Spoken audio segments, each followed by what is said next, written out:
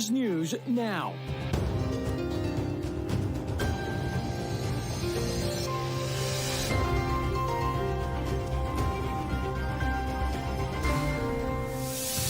Breaking news as we come on the air. Election results pouring in. Good evening. I'm Eugene Ramirez. In Florida, Ron DeSantis will remain as governor. And history in Maryland tonight. Wes Moore elected as the first black governor of the state. Lots more happening all across the country as polls continue to close in the next hour. The National Desk brings you election night team coverage. At the live desk, Ryan Smith tracking critical battles for governors' mansions all across the country. Our Dee Gatton hearing what's on the mind of voters tonight. The Fact Check team digs into exit polls and some other key data. And Chief Political Correspondent Scott Thuman at the big board tonight dissecting the early numbers coming in. Tonight, a political showdown is taking place in some western battleground states where a 2020 election denier is making a bid for governor out in Arizona, and the balance of power is at stake in a Senate race in Nevada. We go live now to Scott Thuman at our Capitol Hill bureau. Scott, what are you seeing so far tonight out of Arizona and Nevada? Lots of people watching those states. Oh, and very closely, Eugene. Real battlegrounds there. First, we've shown you the East Coast, a little bit of middle America. Now we look out west. Now, Colorado is a state that at the moment looks like Senator Michael Bennet, the Democrat, will be able to retain his seat, and that perhaps Mike Lee out in Utah, Senator Republican, keeps that. So what about these two, Nevada and Arizona? Could be potential nail biters. And if we look first at Nevada, you've got the first Latina senator, Catherine Cortez Masto. Why is she in this really tough race against the challenger, Adam Laxalt, the Republican, former attorney general? He's got a family that's storied in the politics and the history of Nevada. It is right now a lead that he holds on an average of polls by 0.2%. We don't have numbers yet coming in from Nevada because the polls are still open there. However, at this moment, you have to say, okay, why do we have such a tight race? When it's a Democrat, it's a state that's starting to become more Democratic. Well, part of it, you've got $5 gasoline almost on average out in Nevada right now. You've got a really tough economic situation and, of course, a lot going on at the border. So what's happened is Adam Laxalt has said, hey, look, she's responsible for the chaos out there. She's been nothing but a rubber stamp for Joe Biden. What does she say? Well, she says, here's someone who is very Trumpian, has been, was part of the campaign chair in Nevada for him, and an election denier on top of it. President Obama has gone out there to try and get her across the finish line. That could be one we watch well into the night, maybe even beyond that. And then how about Arizona? This is another really tight one because you've got Mark Kelly. He's the incumbent, the Democrat, the former astronaut, married to Gabrielle Giffords, former congresswoman here on Capitol Hill.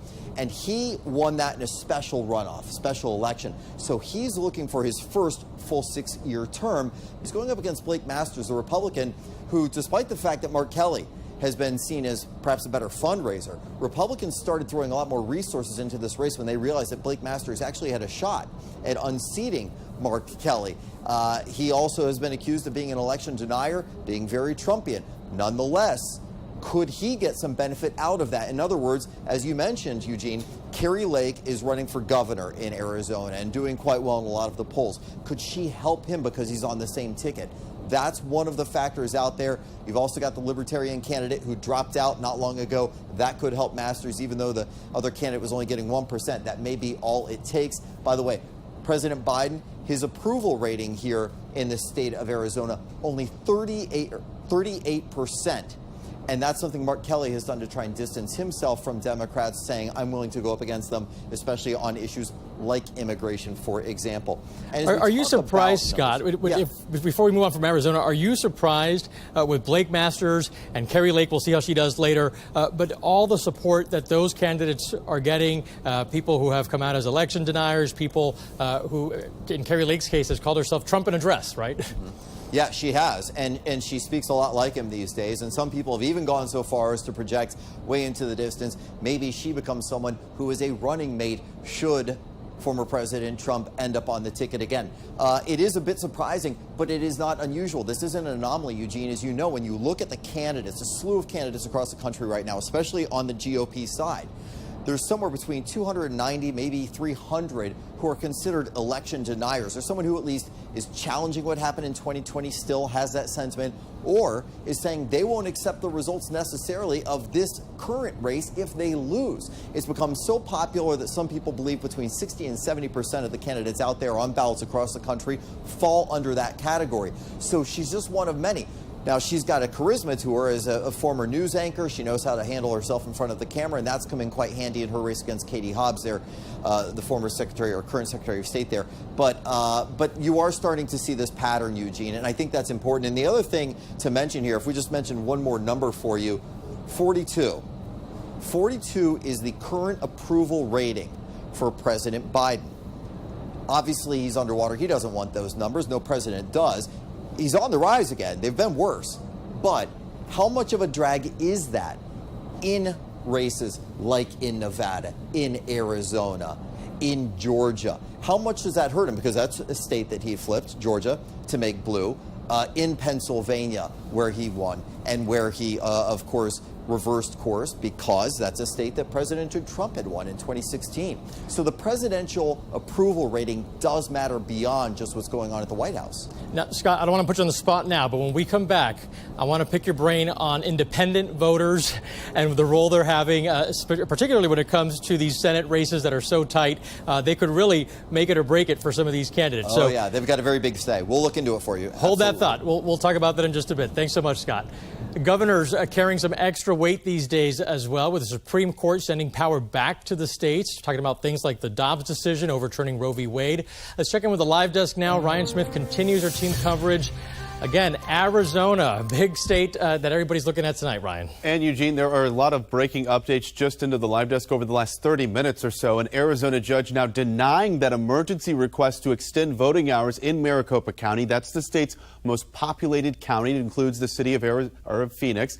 It was filed by a number of Republican organizations saying voters needed more time to cast their ballots after issues with voting machines. The judge saying there wasn't enough time to implement that request. The county now saying it expects to have 99% of all votes counted by Friday, and Arizona is home to one of the most closely watched governor's races across the country. Polling has shown Trump-endorsed Republican Kari Lake and Democrat Katie Hobbs neck and neck in these final weeks. We'll, of course, be right here to keep you updated as we get those first results in tonight. And in Georgia, incumbent Governor Brian Kemp has retaken the lead tonight. He's now leading 53-45, with about 66% of the vote in so far.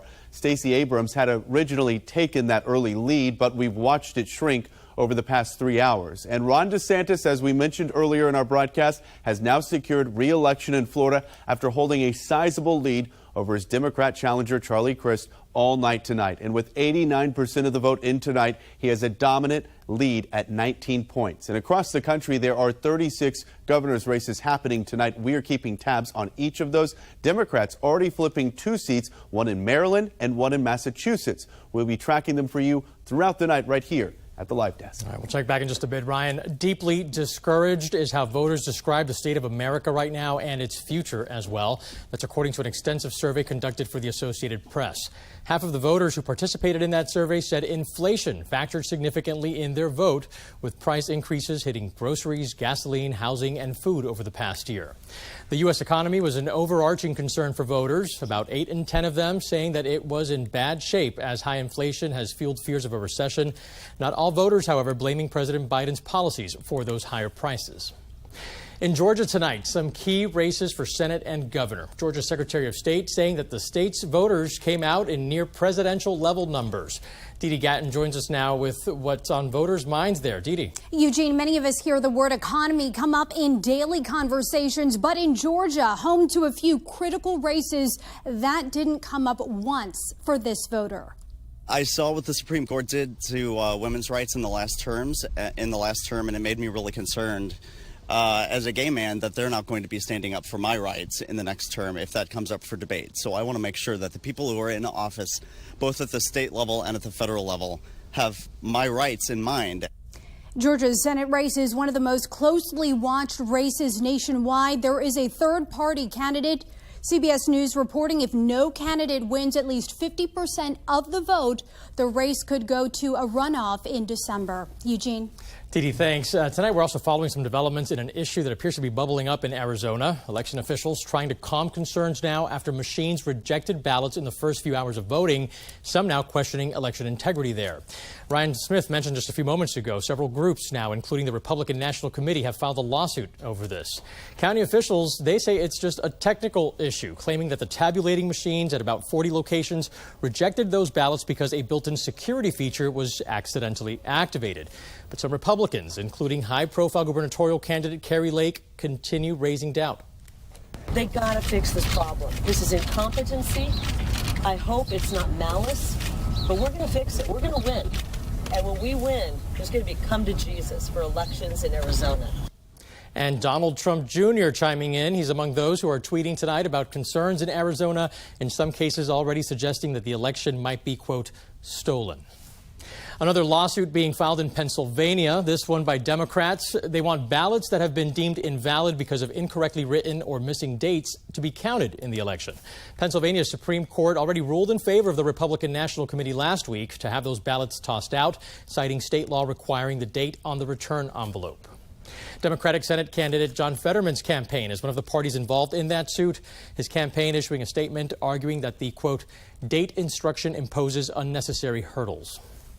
And Florida today pushing back against the federal government. State election officials objecting to the Justice Department's plan to monitor polling places in the state, arguing that it violates Florida election law. Officials sent a letter to the DOJ warning that their election monitors would not be allowed inside, and even if they found themselves inside, it would be, quote, counterproductive and could potentially undermine confidence in the election. The Justice Department did send poll watchers to 23 other states tasked with ensuring federal voting rights laws were being followed. Today's power, jockeying, and legal wrangling that continues tonight follow a slew of midterm-related lawsuits previously filed. The National Desk, Kayla Gaskins, takes us beyond the podium, giving us an in-depth look at the legal challenges stacking up this election. The Department of Justice expanding their visibility this election day, while the DOJ routinely monitors some precincts to ensure safe and fair voting access. Tuesday's deployment to 64 jurisdictions marks the largest presence in years. The move comes as lawsuits over voting practices pile up in competitive states. Over the past 2 decades, spending on legal expenses has increased from $5 million to $66 million in elections. As of late last week, campaigns and outside groups submitted 120 lawsuits across the country, nearly double the amount of cases filed before the 2020 election. You're seeing two kinds of lawsuits filed. Most of the lawsuits that are being filed by Democrats are to change the existing rules. Most of the lawsuits filed by Republican candidates and parties are to ensure that, in fact, the laws and rules as they exist are followed. In Pennsylvania, for example, Republicans want strict enforcement of the dates on mail-in ballots. Democrats calling such enforcement a violation of the Civil Rights Act.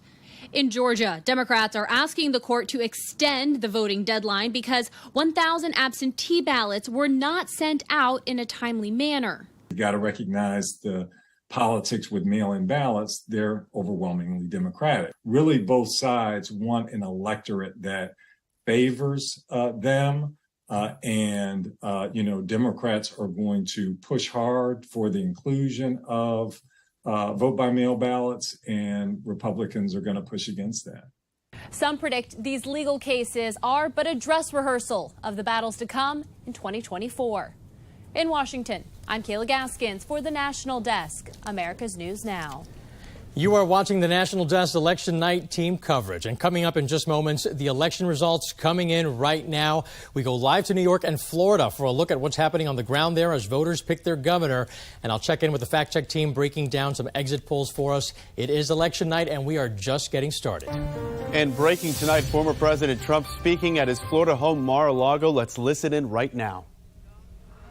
And just a fantastic woman with a husband who's great. He's maybe the largest human being I've ever seen. He was a offensive lineman in the NFL for a long time and a great football player, actually. Played for Alabama. But Katie, congratulations to you. And we have a lot of other good ones going out there. Herschel's leading right now.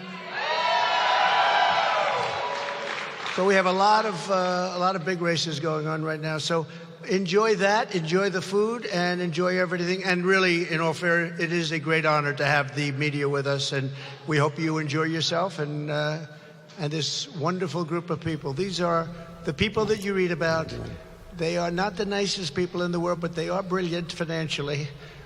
We're not going to see any great football stars in here, but we do see brilliant people. But but they're great people and very, very successful people. And you've just been listening for a few moments there. Former President Donald Trump speaking at his Mar-a-Lago home at his own election watch party, mentioning some of the candidates he's been following and supporting across the country tonight. He just wrapped up. Stay with us. We'll be back after these messages.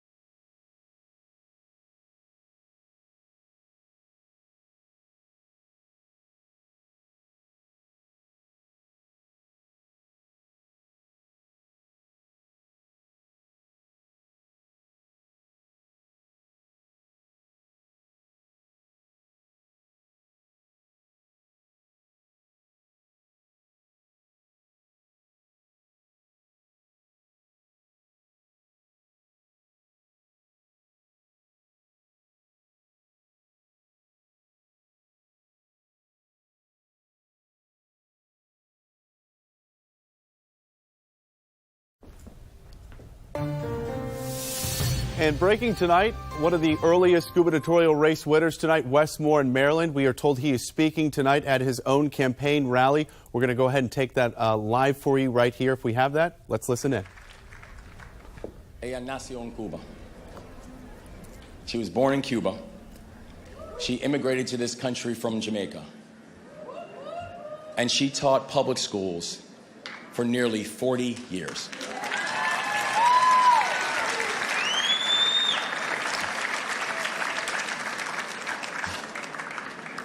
She came here to build a life,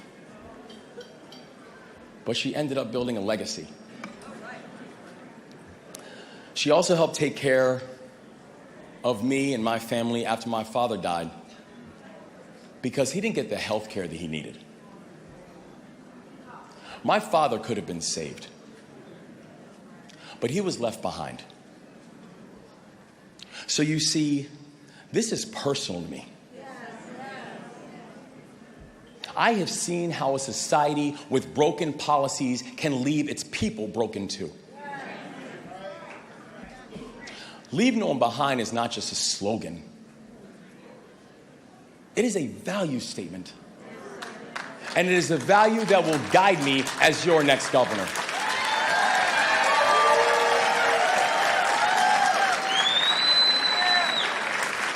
Our administration will fight every single day for every single Marylander and make sure they have a chance to succeed, and this is our time to do it and to make it happen.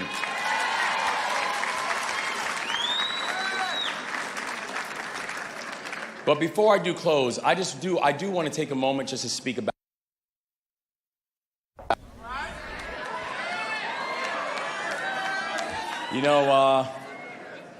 this state is blessed because we've had a lot of firsts tonight. Aruna Miller, the first immigrant and the first woman of color in the state's history to serve as lieutenant governor.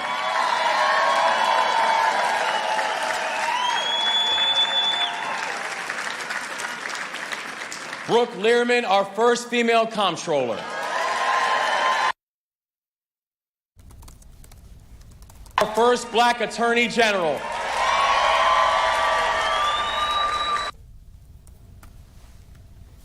You You were listening there to Wes Moore speaking. Wes Moore, now the first black governor of the state of Maryland. Before we go to a quick break, we're going to show you a live picture here.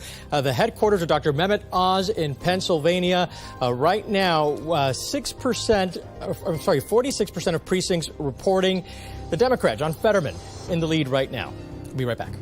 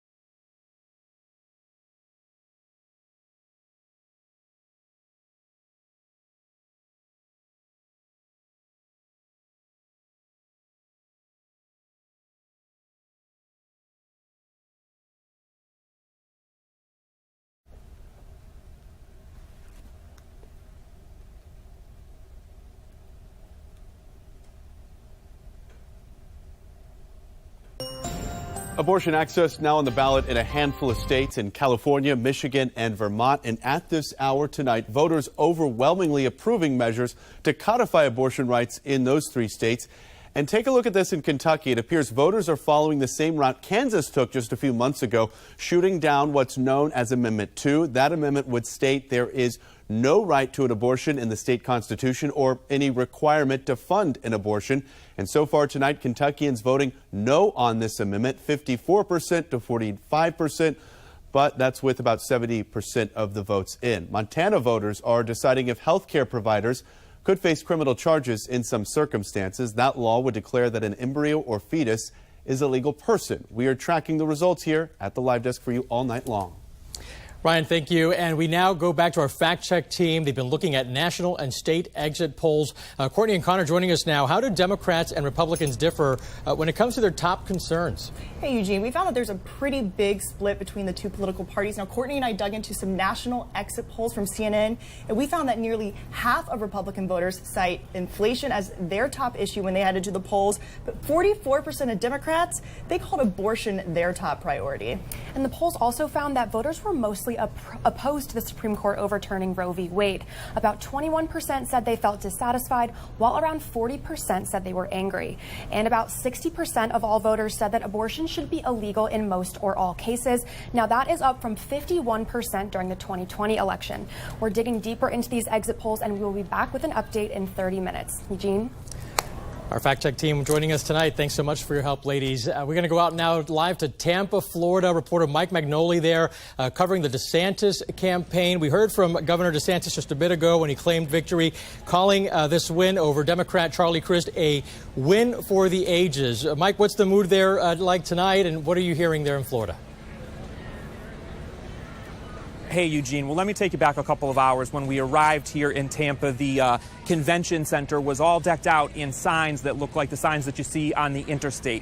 Welcome to the free state of Florida, they said. And that was really the theme of the victory speech that we heard from Governor DeSantis a short time ago. He talked about how he enabled businesses to stay open throughout the pandemic. He talked about giving parents more of a choice and more voices when it comes to their kids' education. So we expected those themes in his victory speech. We heard that in his victory speech. A lot of people, though, listening for what his next step might be, right? There's a lot of speculation that he might be running for president. He did make references to the fact that he has more fight, that there is a long road ahead. And I have to say, he did sound like a presidential candidate on that stage up there tonight. But he does have a storm to worry about, right, Eugene? There is a hurricane coming towards the east coast of Florida. I was talking to his campaign staffers. I know that he couldn't spend very much time here tonight, has to head over to the other side of the state and deal with that storm that's on the approach. Send it back to you. All right, a big and busy night for Governor Ron DeSantis of Florida. Mike Magnoli reporting for us from Tampa tonight. Thank you. The deck of history stacked against Democrats tonight. Still ahead, we're taking a closer look at the party's strategy these midterms and the role President Biden played in that. And check those lotto tickets. Someone right now sitting on a record-breaking Powerball jackpot tonight. We take you to where that winning ticket was sold in California and hear from the gas station owner who sold it next here at the Live Desk.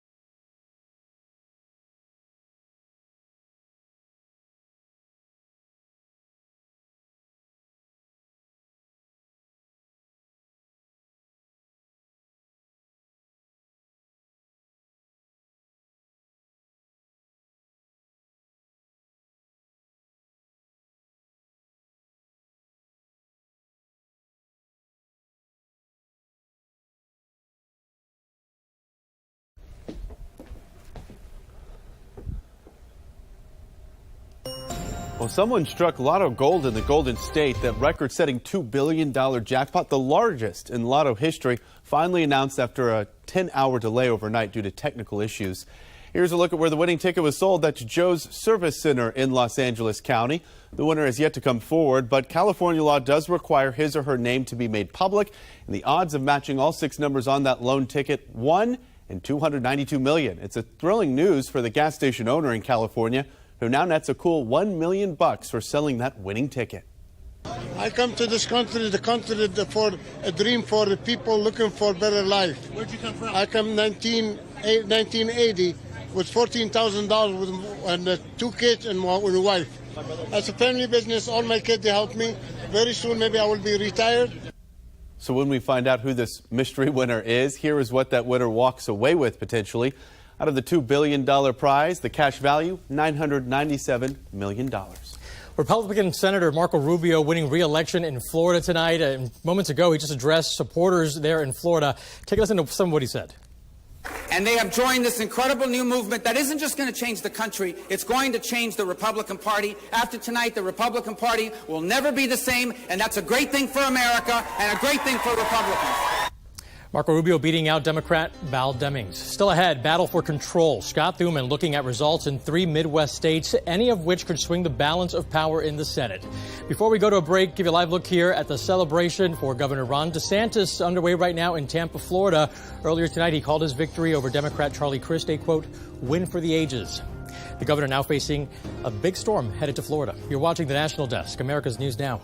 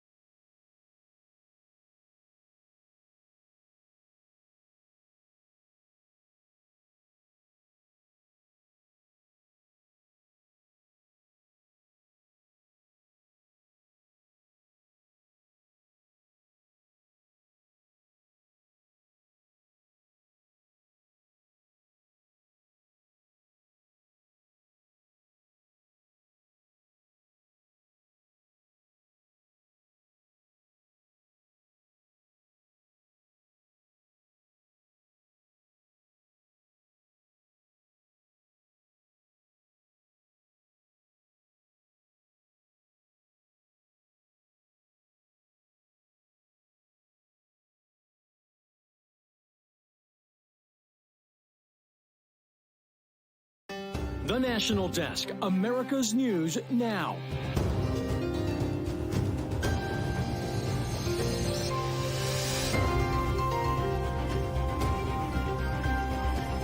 Live from the nation's capital, this is the National Desk, America's News Now. Good evening, I'm Eugene Ramirez. As polls close coast to coast, the control of Congress is at stake tonight.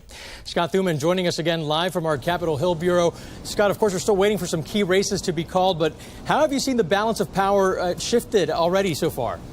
Yeah, a lot of movement out there, Eugene, so far tonight. Take a look. This is where we began the night on the House side. As you know, Democrats hold the majority in the House, but it's a small one, 220 to 212. So Republicans just need to gain 5 seats if they are to alter who has the gavel. And take a look at where we stand right now, starting to fill in a little bit, right? Republicans 94, Democrats 55. A lot of the projections show that Republicans could end up the night with maybe 15, maybe 20, 25 seat advantage in the House. Don't know. A lot of white still to fill in there. Let's look at what's going on over in the Senate. Of course, we began the night 50-50. You know that. We talked so much about how the vice president serves as the tiebreaker. That's the only advantage Democrats have in the Senate right now. Republicans need to gain 1 seat net. That would give them the gavel.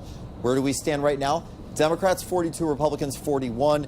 Some simple math will show us that means there's 17 seats that are still up for grabs here, and that means Republicans need to add 10. They do so. They've got 51. They have control. Also, as we talk about what's going on nationally, Eugene, earlier tonight you asked about independence.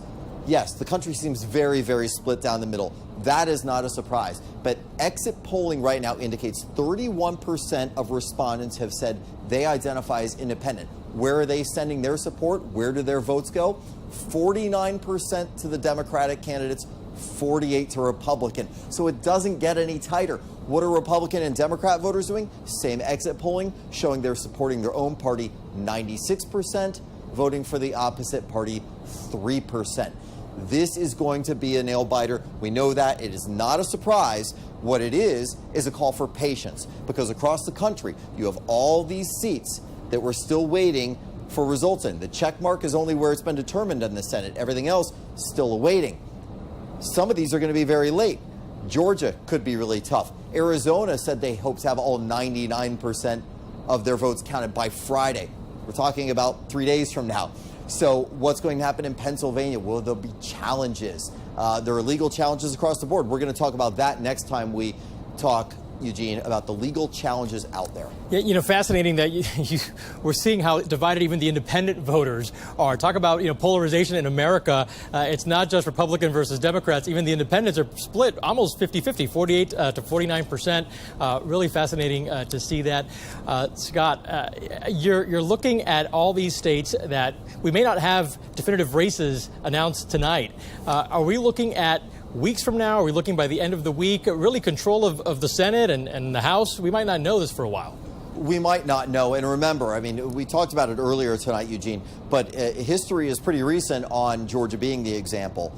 And again, you had 2 Republican senators. You had Kelly Loeffler, David Perdue.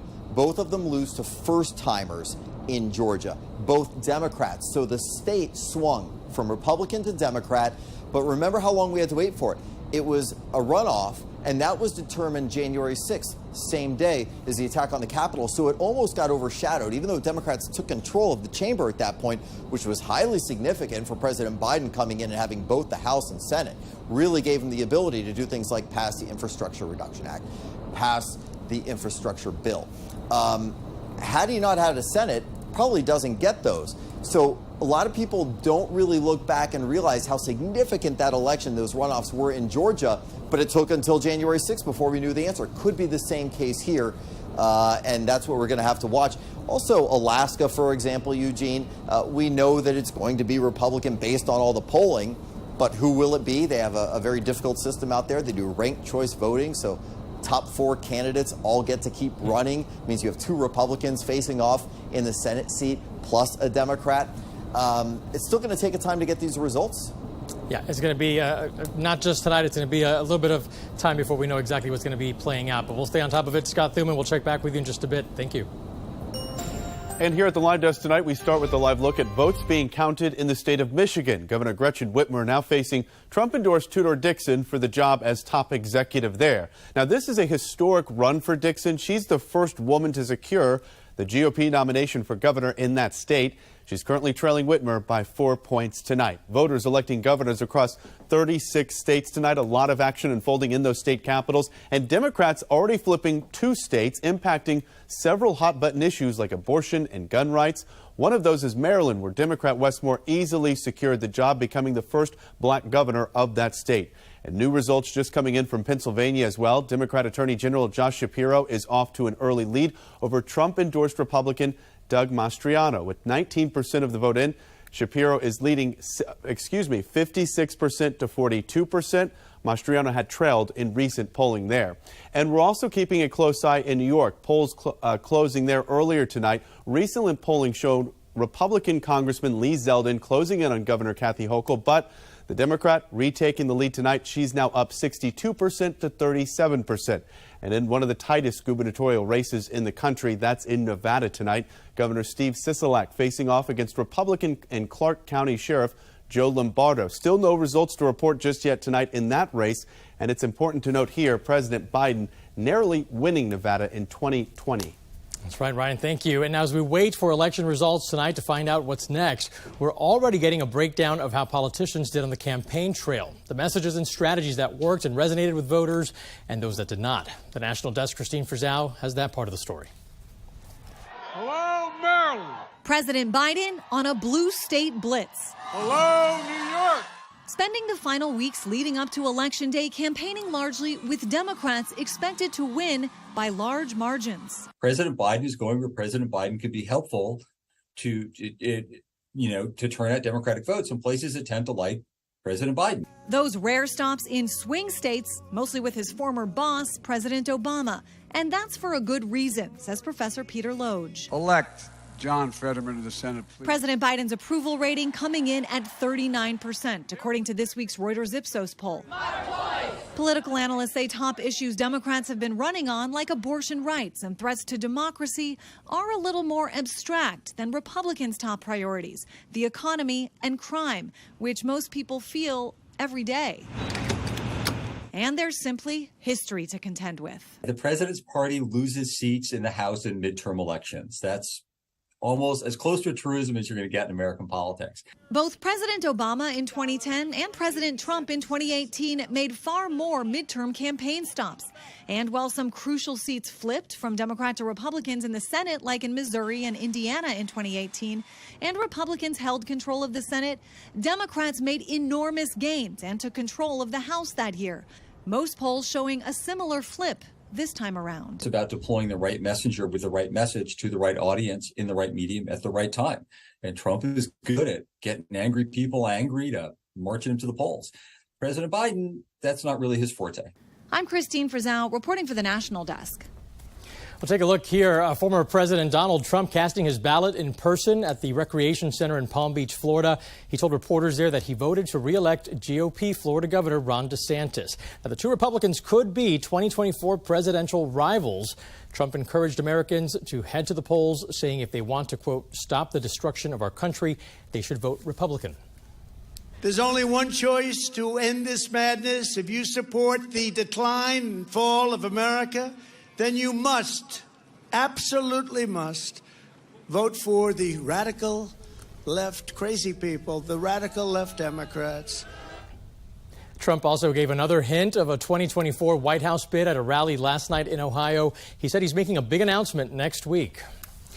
Kevin McCarthy extremely confident tonight that Republicans will take back the House. The House Minority Leader has worked on a victory speech for the last few weeks, according to CNN. McCarthy's team's goal is to pick up at least 20 seats. His team says he could speak around 11 Eastern if the night goes as expected. Republican National Committee Chair Ron McDaniel and possibly former House Speaker Newt Gingrich may be speaking tonight as well. We'll keep you posted on those. Now, in Florida's race for governor, voters had to choose between GOP Governor Ron DeSantis and Democratic challenger Charlie Crist, a former governor of the state. It's one of the key races we've been following for you tonight. Dee Dee Gadden joining us now live with what drove voters to the polls in Florida. Didi. Eugene, in the days leading up to the election, I heard from experts voicing concerns about whether or not people would even come out to vote. In Florida today, you got a sense of the urgency to not only be there, but to show your kids why this election matters. I think that it's really important that we teach our kids to vote because we need to, the only way that we're going to get for what we want in this country if we come out here and vote for the things that we believe in. This is the most important election of our lives. Why is that? It's going to change the country. Afghanistan, everything is a big issue. Hearing from voters, inflation came up repeatedly as a top concern, and coast to coast a feeling of helplessness, but voting as a way to change the narrative. We'll hear more from voters coming up. Eugene. Didi, thanks. We'll check back with you. In Nevada tonight, Democrat Senator Catherine Cortez Masto facing Republican Adam Laxalt. For weeks, polling has shown the duo are essentially neck and neck. The National Desk, Brett Forrest, joins us now from Las Vegas. How are things shaping up there? What's it looking like on the ground? Well, the polls closed just about 40 minutes ago, but to our understanding, lines are still excessively long here in Clark County, especially where Las Vegas is located. And these lines could be hours long at this point. And in Nevada, we do not release any election results until everyone in the state has voted. And with how things are looking right now, it might be hours still until anything starts trickling in from our Secretary of State once they get the word that everyone has voted. So the race, the Senate race, Senator Catherine Cortez Masto, she's long been considered the most vulnerable Democrat in the Senate, and Republican challenger Adam Laxalt is hoping to unseat her, flip the balance of power in the Senate. Nevada's race could very well decide who continues to control the Senate. So Cortez Masto, if you aren't aware of her background, she is a former Nevada Attorney General, just like Adam Laxalt. She's the first Latina elected to Senate, and she won by about 2.5 points in 2016. But since then, we had COVID shutdowns, which impacted Nevada greatly, and the Republicans have hit her continually on economy, inflation, high gas prices. They've really tied their campaign into how she votes in line with President Biden. Now, I just spoke to a Laxalt campaign team member, and they said after what they see at the polls today, what they see in early voting, mail-in ballots, they are feeling very confident tonight. But again, with just how long lines still are, it could be days until we hear anything in these major races being declared, not just Senate in Nevada, but also the governor's race and other down ballot races. Now, I did also just hear word that Washoe County, where Reno is located, and then Clark County here, where Las Vegas is located, they don't have enough personnel in their polling sites to count all of the mail-in ballots that have come in today, and it might take days until they can even touch what's come in today. So that, again, is going to add to just how long these results could be drawn out. So Laxalt's campaign, they're feeling confident right now, but we may not have anything to declare until up to Saturday by some estimates. So maybe a we'll long keep an eye night on things here, but I'll send it back to you guys. A long night and perhaps a long week for you guys there in Nevada. But I do want to ask you, you have a Latina candidate. You have a large Latino or Hispanic community there in Nevada. What's the turnout been like for the Latino community there? So the turnout so far, to my understanding, has been strong. Both campaigns have been really pushing to get the Latino electorate to them because they make up about 20% of all voters in Nevada. Nevada is considered the third most diverse state in the country. But as far as things are looking right now, a lot of Latinos have jumped over to the Republican side to vote for them, and that could be the deciding factor. But in Nevada, there's so many large pockets of the electorate, of electoral blocks, that any one of those groups, with how close this race is expected to be, could be the deciding factor. But of course, the Latino vote has been one of the big talking points this campaign season. And Las Vegas, of course, a very different place from rural Nevada, very different types of voters. There's been, in fact, a very strong divide between those voters. Which party do you think is benefiting here from the Vegas voters versus those in, let's say, southern or northern Nevada outside of the big cities? So that's a great question. In rural Nevada, it is vast majority for Republicans. So the hope is on Election Day and in mail-in ballots that Democrats get enough turnout from Washoe County and Clark County, the two urban counties, to offset the rural votes that we see here in Nevada. And as far as numbers are looking today, I mean, Republicans have had a very strong turnout, so that could be an indicator. But again, you might see a winner or someone in the lead tonight, but that could very easily change once they start getting to all these mail-in ballots because, as we know, Democrats tend to favor sending in their mail-in ballots or dropping in their mail ballots, so that could very easily change if the margins are thin enough in the coming days. Got it. Brett Forrest reporting live for us tonight from Las Vegas, where It's going to be a long night for you guys. Thanks so much for your help tonight. The divide between political parties coming up, how moderate voters are responding to candidate pushes this midterm election. Also tonight, right here at the Live Desk, we are tracking some extreme winter weather along the West Coast tonight. The steps California is now taking to make sure people can get out there and vote. Next here at the Live Desk.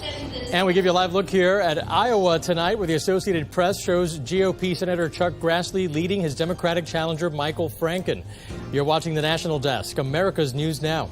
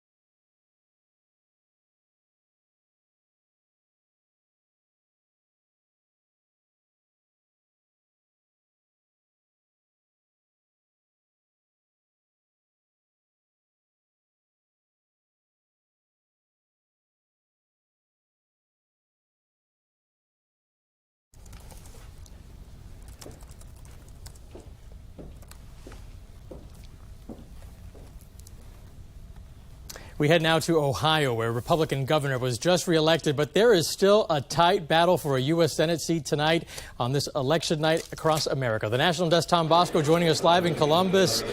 Tell us, what can you share? What's happening there on the ground, Tom? Well, good evening. You know, a huge win tonight for the governor, Mike DeWine, giving him a second term in office, likely his last job that he will have. He likely won't run again for another office, and of course that caps off an incredible career for this amazing politician. DeWine, of course, had come under fire from many in his own party for his response to the pandemic, but those pandemic measures that he took may have given him some support among moderate Democrats and swung this vote his way. Of course, a big winner. In fact, the Republicans in the state, looking at all of the major statewide races, they are sweeping those, including auditor, secretary of state, attorney general, and treasurer. Now, of course, as you mentioned, the big race that is still up in the air, but we're starting to get a clearer picture on that, is the race for U.S. Senate between Republican J.D. Vance and Democratic Congressman Tim Ryan. At this point, Vance holding between a 6 and 8 point lead as those votes get fewer and fewer that need to be counted. Still, Vance, of course, had help from former President Donald Trump to push him over the top in the primary election. And, of course, they were hoping that script was going to be the same for the general election. Trump appearing in Ohio last night for Vance, and we'll see if that could be the difference maker as we continue to wait for that race to be called here in Ohio. That's the scene here in Columbus, Ohio. I'm Tom Bosco, the National Desk. Before we let you go, Tom, perhaps the difference is DeWine. So let's talk about that Senate race. It's seen as one of the key races for control of U.S. Senate.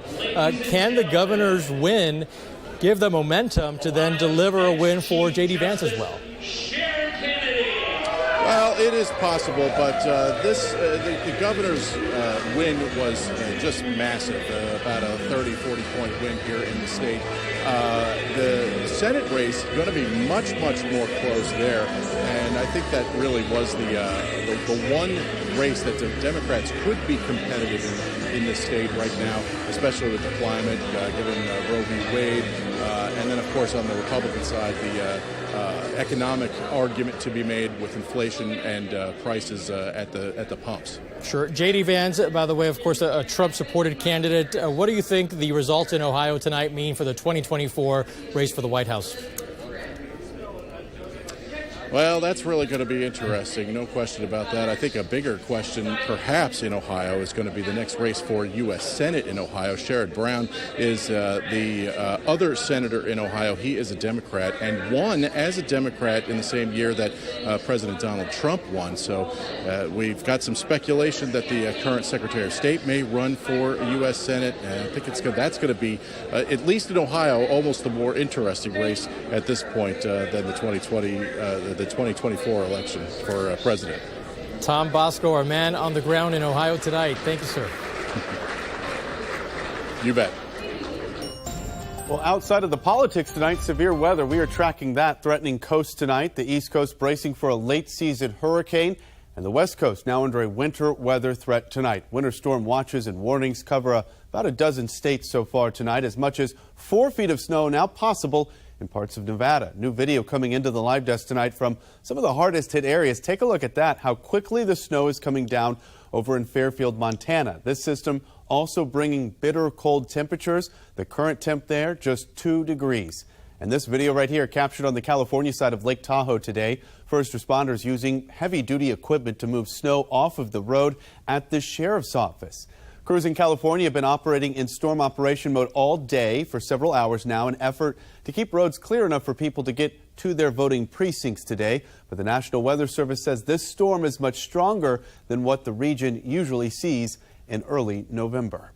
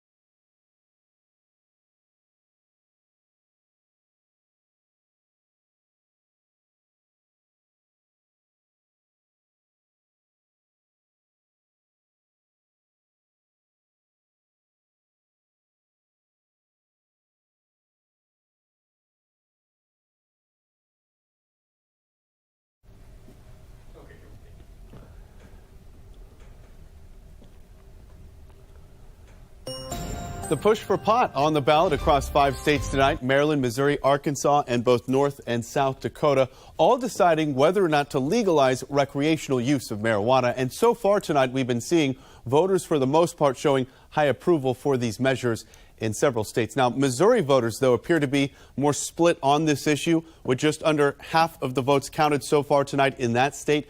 52% of Missouri voters approving this legislation versus 47% voting against. Again, about 42% of the votes counted there so far tonight. Recreational marijuana now legal in 19 states plus Washington, D.C., but it remains illegal on the federal level. We are watching the results on this and several other ballot measures tonight, and we'll monitor the latest right here from the live desk.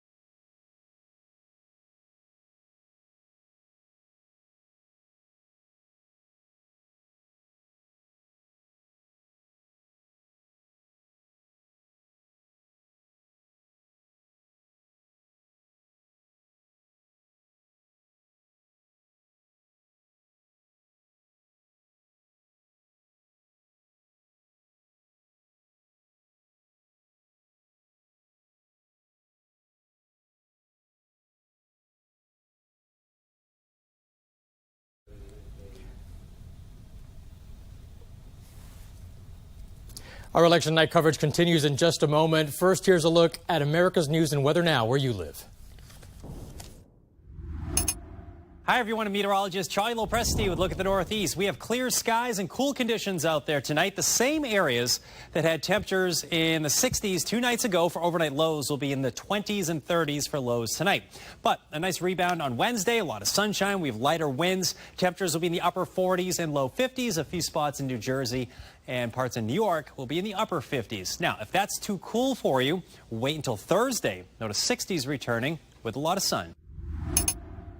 I'm meteorologist Jonathan Myers, and here's a look at the Mid-Atlantic region. It's going to be mainly clear and chilly overnight into early on Wednesday. Temperatures settling well down into the 30s to right around 40. Some of the outlying areas are going to need to do some scraping in the morning as well. Otherwise, again, that clear and crisp pattern continues for the midweek before late in the week and early into the weekend, potentially watching some of the remnant impacts from Nicole as it moves toward Florida and eventually up the East Coast. That's the scene here. Hi, I'm meteorologist Marshall McPeak. We have a little bit of a low pressure center up in the upper Great Lakes dragging a cold front through the area, so that's likely to give you a few showers in Minneapolis, the low down to around 47. But high pressure from South Bend down into Lexington, so clear skies and temperatures in the 40s. The rain becomes a little more widespread, and where cold air is settling in, you'll end up with some snow showers up near Bismarck.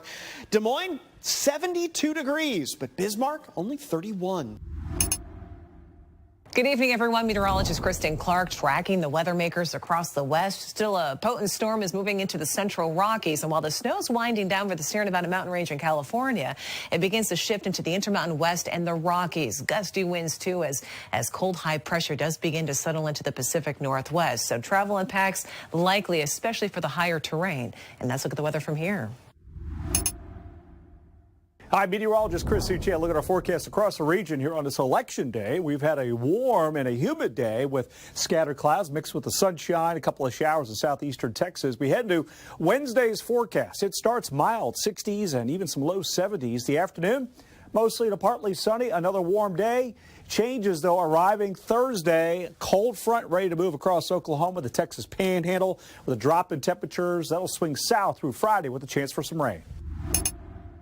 I'm meteorologist Vitas Reed. Here's a look at your southeast overnight temperatures. A little bit cool in the upper 40s, Nashville, 54 Raleigh, jacket weather, definitely. 53 in Birmingham, still in those 70s down in southern portions of Florida. As we continue to head into Wednesday, it looks like we're going to see those temperatures in those mid-upper 60s, and it looks like we'll see those 70s to the south of us going to continue to track Nicole, as it is forecast to potentially become a Category 1 hurricane making landfall along the Florida coastline.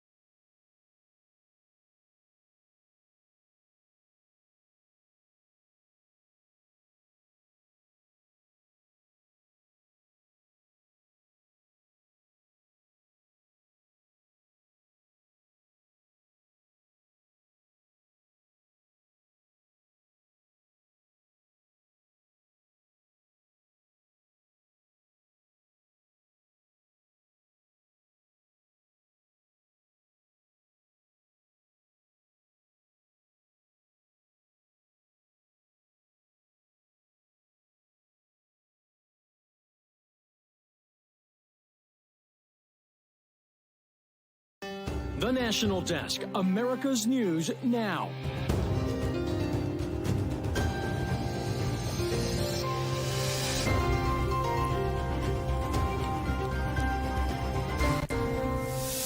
Breaking news as we come on the air tonight, election results pouring in. Good evening, I'm Eugene Ramirez. Races too close to call, and it could be days before we know results in some races as it gets later. More polls closing now on the West Coast. We're keeping an eye on those. The National Desk brings you election night team coverage.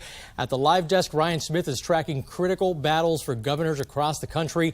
Dee Dee Gatton checks in with voters. The fact-check team digs into exit polls and some other key data. And chief political correspondent Scott Thuman at the big board tonight dissecting the numbers coming in.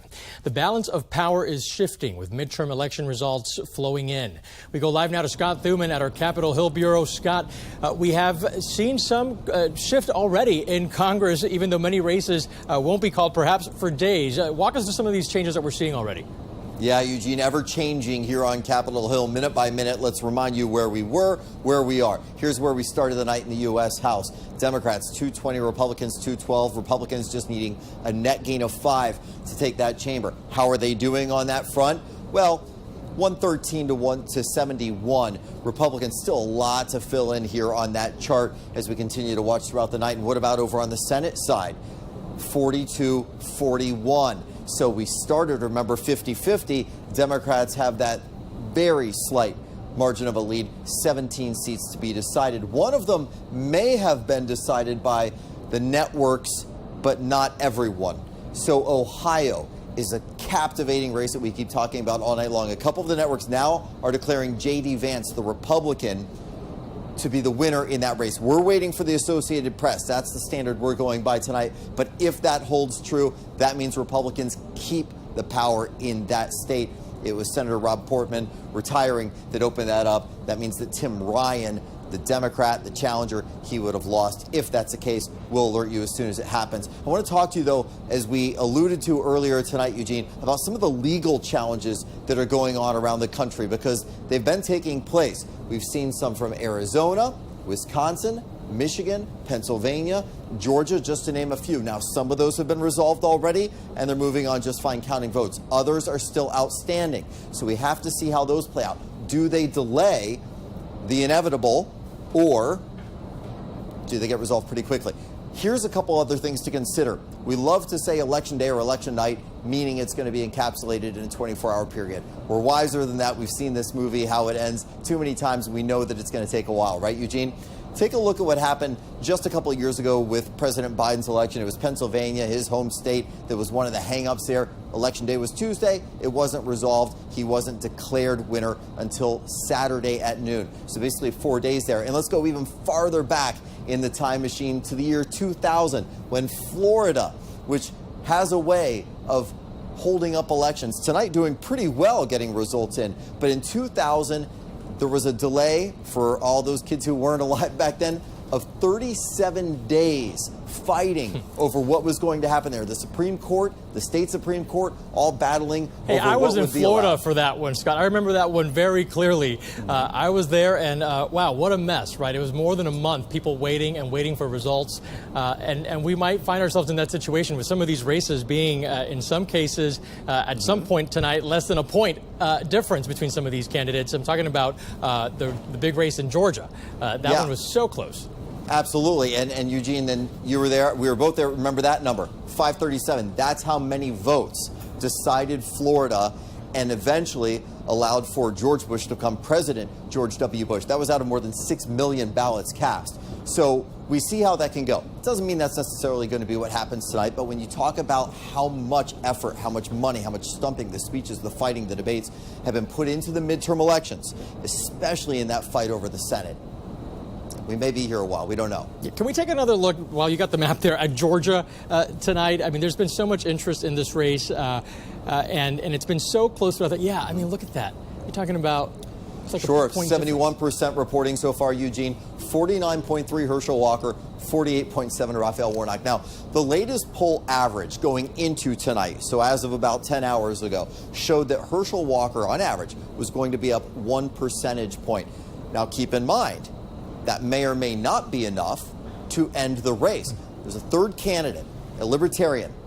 If he were to get enough votes and peel away some from Raphael Warnock, peel away some from Herschel Walker, and neither candidate gets 50% of the vote after everything is tabulated, that's when you have the runoff That's already slated if it needs to take place on December 6th. But it just goes to show you all the money, and you still can't figure out exactly who's going to win until all those votes are counted. That's what makes election nights so interesting, because we shouldn't be able to predict. It shouldn't just come down to surveys and polls. It has to come down to the ballot box. Pretty wild. That's with 71% of the precincts reporting, and of course every precinct and every vote, as you've showed us, counts. Scott Thigman reporting for us tonight. We'll check back in just a bit. Governors also carrying extra weight these days, especially these elections, with the Supreme Court sending power back to the states, like of course the Dobbs decision overturning Roe v. Wade. Let's check in now at the live desk with Ryan Smith. He continues our team coverage now, also eyeing Arizona tonight. And breaking tonight, we're getting our first results in Arizona's highly contested gubernatorial race, with 47% of the vote in. As you see on your screens here, Democrat Secretary of State Katie Hobbs leading Trump-endorsed Republican Kari Lake 57 to 43%. And it could be days until we know the winner of this race, Arizona's most populous county tonight, saying it will take them until at least Friday to count the majority of ballots that were cast today. Now, these results coming in less than an hour after a state judge denied an emergency request to extend voting hours there. It was filed by a number of Republican organizations, saying voters needed more time to cast their ballots after issues with voting machines. Moving east now, Kansas has been described as a true toss-up state and one of the most vulnerable Democratic seats. Governor Laura Kelly there holding about a 4 to 5 point advantage right now at this hour over Republican rival Derek Schmidt, that state's attorney general. We have seen that lead shrink as the night goes on, and so far, just checked moments ago on this, 80% of votes counted so far tonight. And in Georgia, incumbent Governor Brian Kemp now holding on to a healthy lead over Stacey Abrams. He's leading 54 to 45 right now with 74% of the vote in. Abrams had originally taken an early lead tonight, but we've watched it dry up over the past 3 hours. Now, across the country, we are keeping tabs. 36 governor's races happening tonight. Democrats already flipping 2 seats, one in Maryland and one in Massachusetts. We'll be right here tracking them for you throughout the night here at the Live Desk. With all that said, Ryan, the night's still young. Deeply discouraged is how voters describe the state of America and its future as well. That's according to an extensive survey conducted for the Associated Press. Half of those voters surveyed said inflation factored significantly in their vote, with price increases hitting groceries, gasoline, housing, and food over the past year. The U.S. economy was an overarching concern for voters, about 8 in 10 of them saying it was in bad shape as high inflation has fueled fears of a recession. Not all voters, however, blaming President Biden's policies for those higher prices. Earlier in Pennsylvania, we told you about reports of many machines running out of paper at several voting sites there, leading to extended hours in one county. Well, tonight we're learning it's not the only spot that's facing issues like that. Our Didi Gadden joining us now with a look at what people faced at the polls today. Kind of like an uneasy experience for some of these voters. Not exactly what they expected, right? Right. It comes with the territory. Eugene, we're learning 4 voting precincts in North Carolina had to stay open for an additional amount of time today, from issues printing out voter authorization forms to being locked out to running out of ballots. They all impacted voters today. The ones we heard from adamant about getting to the polls. I'm concerned about the direction that our country's going, so I tried to do some research and see what each candidate stands for and make sure that we all have a voice. With the state of the economy and with the nation being so divisive, I felt, I can't complain unless I do my part. So that's why it was important for me to vote. And according to reports, inflation and abortion among top issues for voters, according to preliminary exit polling. We'll hear some more from voters on the biggest races nationwide in just a few minutes. Eugene. Right, straight from the voters. Didi Gadden for us. Thank you. We're following some developments in an issue that's been bubbling up in Arizona today. Election officials there trying to calm concerns after machines rejected ballots in the first few hours of voting.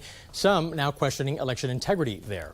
Ryan Smith mentioned this just a few moments ago. Several groups now, including the Republican National Committee, have now filed a lawsuit over this. Well, county officials say it's just a technical issue, no fraud. They claim that the tabulating machines at about 40 locations rejected these ballots because a built-in security feature was accidentally activated. Some Republicans, though, and that includes high-profile gubernatorial candidate Kari Lake, are raising doubts about this. They gotta fix this problem. This is incompetency. I hope it's not malice, but we're gonna fix it. We're gonna win. And when we win, there's gonna be come to Jesus for elections in Arizona. Well, Donald Trump Jr. also chiming in on this one. He's among those who are tweeting about concerns there in Arizona. In some cases, some suggesting that the election might be, quote, stolen. Another lawsuit filed in Pennsylvania, this one by Democrats. They want ballots that have been deemed invalid because of incorrectly written or missing dates to be counted in the election. Pennsylvania Supreme Court already ruled in favor of the Republican National Committee last week to have those ballots tossed out, citing state law that requires the date on the return envelope. Well, Democratic Senate candidate John Fetterman's campaign is one of the parties involved in that Pennsylvania suit. His campaign issuing a statement arguing that the, quote, date instruction imposes unnecessary hurdles. And Florida today pushing back against the federal government. State election officials objecting to the Justice Department's plan to monitor polling places, arguing that that violates Florida election law. Officials sent a letter to the DOJ warning that their election monitors would not be allowed inside. And if they found themselves inside, it would be, quote, counterproductive and could potentially undermine confidence in the election. Well, the Justice Department did send poll watchers to 23 other states. You see them here. They were tasked with ensuring federal voting rights laws were being followed. You're watching the National Desk Election Night Team coverage. Coming up in just moments. The election's results coming in right now. We're going live to New York and Florida for a look at what's happening on the ground there as voters pick their governor. And I'll check back with the fact check team breaking down the exit polls tonight. It's election night, and we're just getting started. Tonight, a late season tropical system now churning toward the state of Florida. The new damage estimates just coming into the live desk. Details ahead. Live over Atlanta, Georgia tonight, where Herschel Walker is expected to speak tonight, the Republican Senate candidate in this very tight race against Democrat Raphael Warnock. You're watching the National Desk, America's News Now.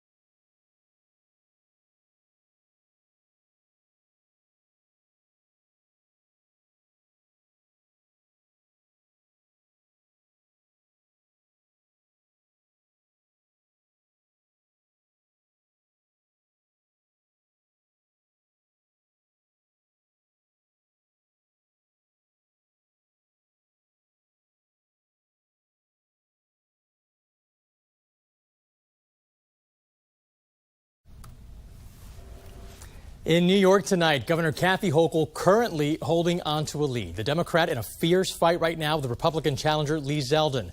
We take you live now to Albany, New York. The National Desk, Ann McCloy standing by there. So far, Ann, looking like a pretty good night for Kathy Hochul. What can you tell us? It does look like a good night for Kathy Hochul so far. Right now, Hochul has a 14-point lead over her Republican challenger, Lee Zeldin. This with 63% of New York precincts reporting. We've heard one outlet has actually already called the race for Kathy Hochul tonight, but it's still very early on and things could change. But this is a pretty hefty lead for Hochul, and it looks like she's much further ahead than people thought that she would be tonight. We thought that this would be a nail biter. We had polls just a couple of days ago putting Zeldin ahead of Hochul, and this is a very blue state. This would have been a huge upset for Kathy Hochul. Tonight, the Democrats are breathing a sigh of relief, at least at this moment. A blue state that for a couple of days there, people were wondering if it wasn't going to be blue very much longer. But Hochul now completing former Governor Andrew Cuomo's race. So this would actually be a historic night here. If she wins, she would be New York's first elected female governor. So a big night for her, a big night for women in the state of New York. It looks like she's pulling away with it now. What do you think was that key issue that's taking her to this lead? I know at the end of her campaign, she had a little bit of an about face in the messaging, focusing more on crime at one point. Well, I think no matter what tonight, Hochul learned that public safety is an issue that New Yorkers care about, because we saw the race totally change at the very last minute. But she campaigned on abortion. She campaigned against Lee Zeldin on January 6th, and she connected him to former President Donald Trump. And with a huge enrollment for Democrats here in New York State, Zeldin still had a big hill to climb up to get anywhere near Hochul in this race. Again, it's a little bit early here, but 14 points ahead at this point. It looks like Hochul is really getting away from Zeldin at this point tonight. A big lead so late now in the night for the East Coast. Thank you so much. We appreciate your help tonight. Ann McCloy reporting from Albany, New York.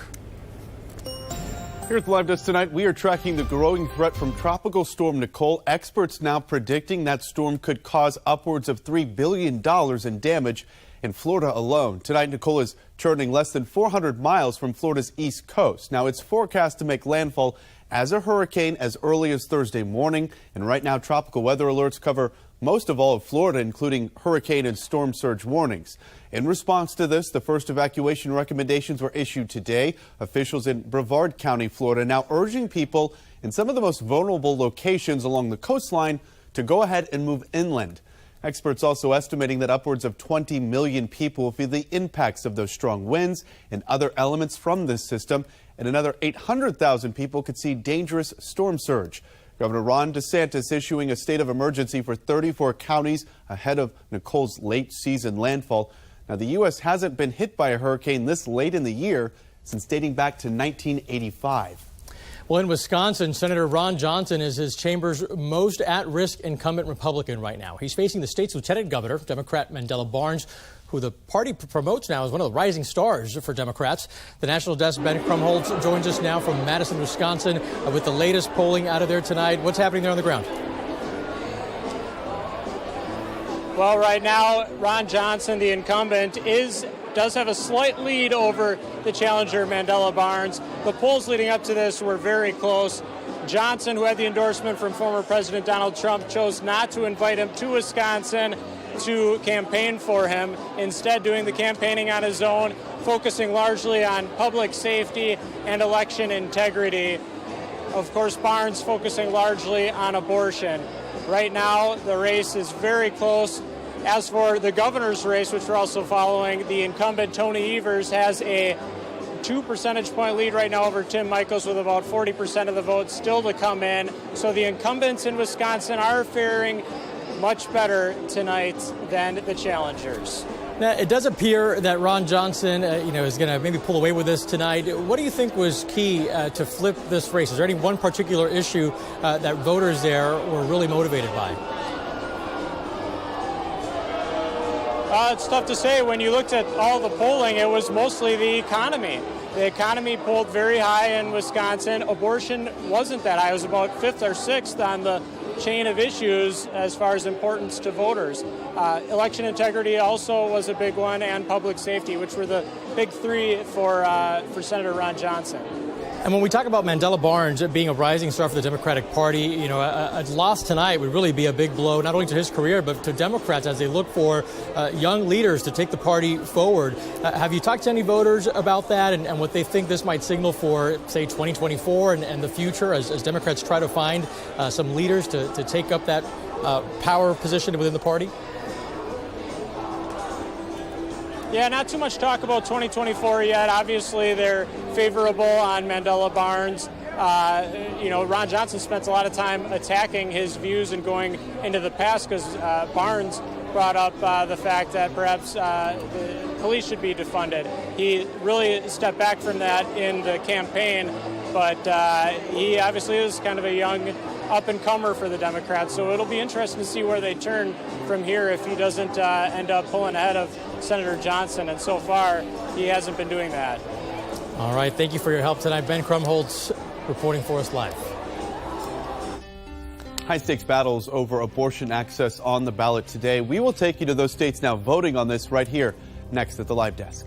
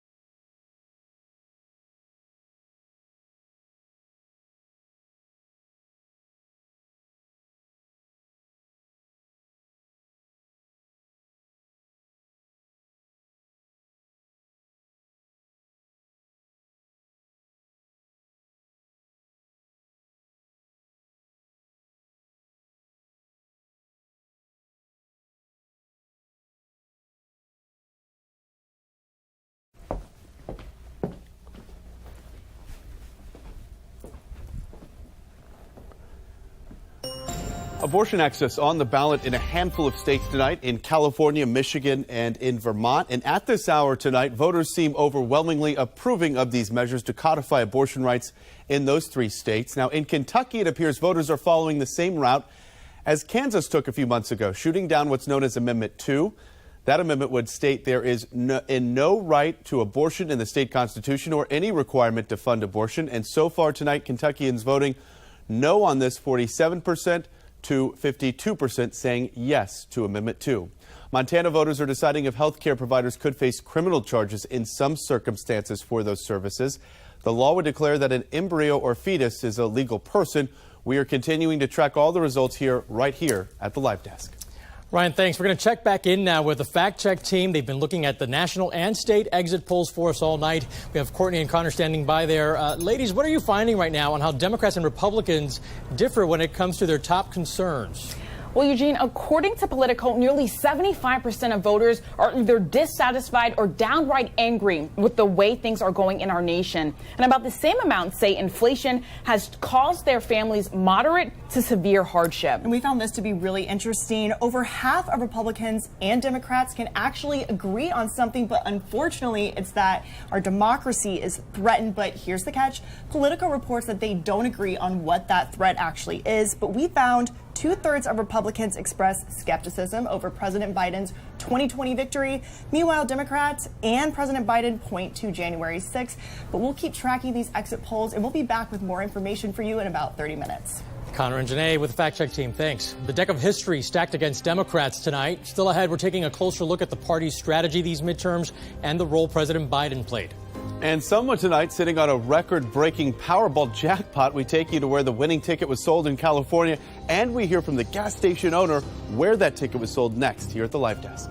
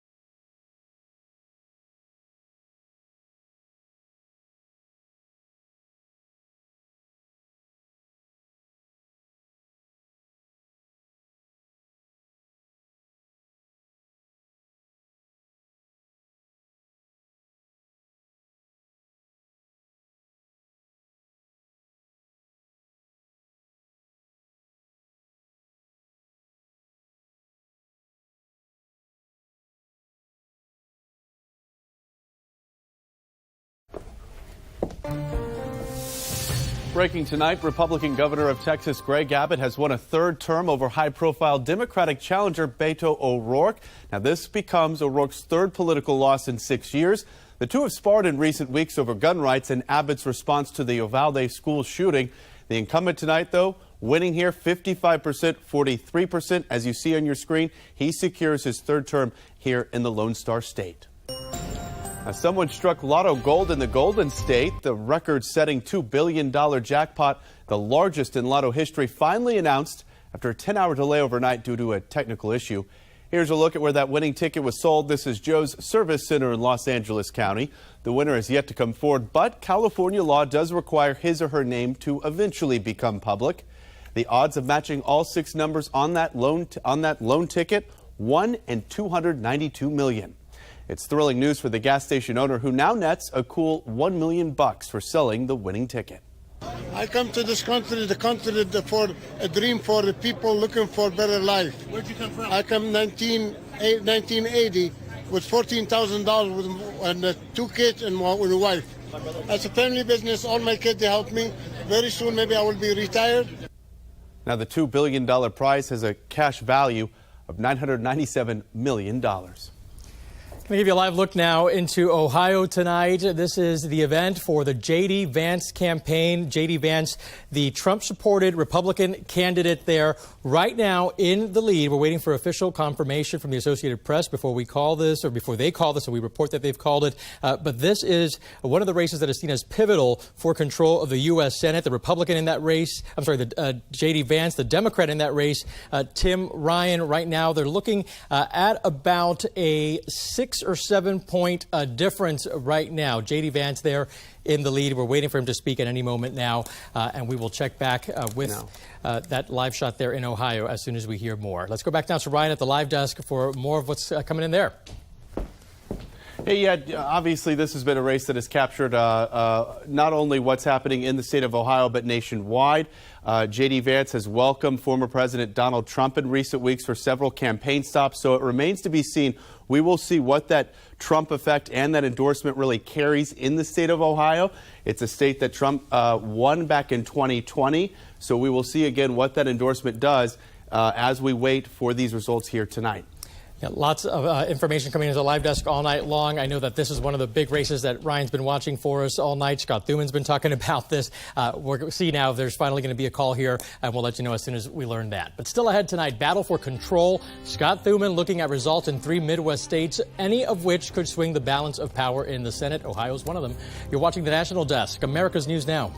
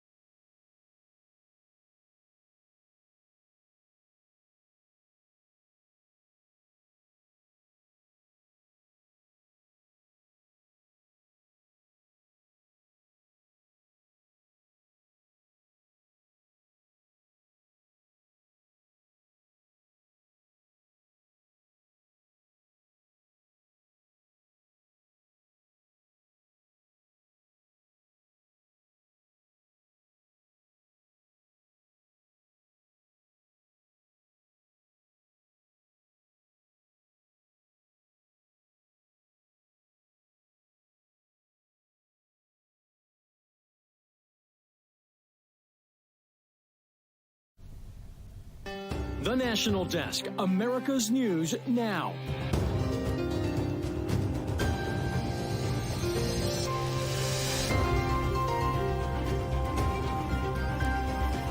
Live from the nation's capital, this is the National Desk, America's News Now. Good evening, I'm Eugene Ramirez. More voting results coming in tonight. Scott Thuman joining us again now live from our Capitol Hill Bureau. Scott, no big upsets yet, but has the balance of power shifted even more tonight? It has, and you're right, you have to emphasize with some real strong gusto that word yet, because we don't know, and it is still early in many respects. This is where we stand right now in the House. So you're starting to see some of that red addition on this map, 147 to 95 on that chart. And let's look at what's going on in the Senate right now, 44-43. Remember, not long ago it was 42-41. You're seeing some movement there. People kept talking about the red wave. Are we going to see this massive momentum kind of spill out across the map for Republicans? Well, it hasn't necessarily happened yet. Part of that is because there's huge voter involvement this time around. Remember, we had 44 million early votes alone. This is supposed to be a record-breaking turnout for midterms. It takes a lot of time to count all those votes. Precincts pretty busy. Sometimes you had delays, staying open a little bit later. That's part of the reason we don't have a lot of answers yet, although some are being made a little bit more clear. Look at what's happening. Now we've got declarations in Colorado. We've got them in Idaho. Now Ohio. We talked about it a lot, right? J.D. Vance being declared the winner there over Tim Ryan. That is a hold for Republicans. It was an open seat, but J.D. Vance, with the power of President Trump behind him, takes that win there. And then actually New Hampshire, not being declared yet by the Associated Press, but President Biden has called Maggie Hassan, the senator already in that seat, and congratulated her on re-election. We're still waiting for the Associated Press. One other thing, Eugene, to talk about as we wait to see if this red wave really does exist, keep in mind, in 2018, it was about 11 p.m., 11:30 before we started to see a lot of those results come in that indicated who was going to win and take control of Congress. But also, let's talk for one quick minute about what's happened in past midterms. And I know, Eugene, you and I have referenced the fact that the party in power, the president's party, often suffers during that president's first term in the midterm elections. It's a big turnaround, right? Here's some numbers for you. Keep in mind, under President Trump, his term, he had his only one term, as we know, but during that midterms, he lost 40 House seats. Republicans lost 40 seats in the House. He gained 2 in the Senate. Kind of unusual for that split.